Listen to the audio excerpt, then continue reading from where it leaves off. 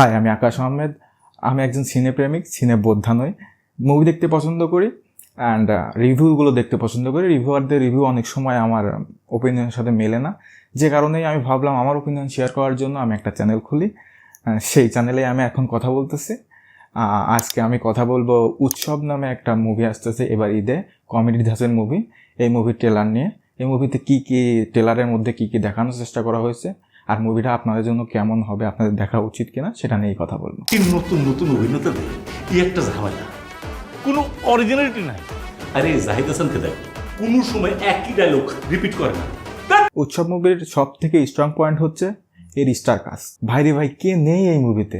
চঞ্চল চৌধুরী, জয়া হাসান, জাহিদ হাসান, তারপরে তারেক আলম খান, মানে একের পর এক বাঘা বাঘা অভিনেতা। পুরো ট্রেলার জুড়ে এদের কমিক টাইমিং ছিল অসাম। আপনি এখনো 2 টাকার বান্ডিল নিয়ে ঘুরেন? এক খাবো তুমি। বৃন্দাবন দাসের হারকিপটা নাটকটা তুমি অনেক বেশি সিরিয়াসলি নিয়ে ফেলছো। তারেক আলম খান মেবি এখানে ভূতের ক্যারেক্টার করবে। তার আর জাহিদ হাসানের এখানে সুন্দর একটা সিন আছে যেটা বেশ ভালো লেগেছে চোখে।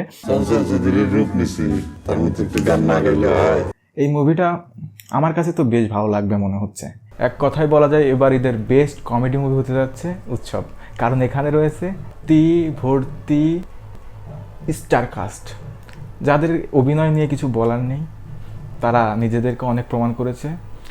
আর সব থেকে বড় কথা, এবার ঈদের তেমন কোনো কমেডি মুভিও নেই। ফ্যামিলি অডিয়েন্স সবসময় প্রেফার করে কমেডি মুভি দেখার জন্য বেশিরভাগ সময়, তাদের জন্য অবশ্যই এটা ভালো।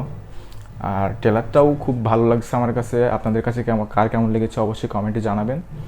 আর এখন যাচ্ছি, নেক্সট দেখা হচ্ছে লিচু বাগানে নেক্সট ভিডিওতে।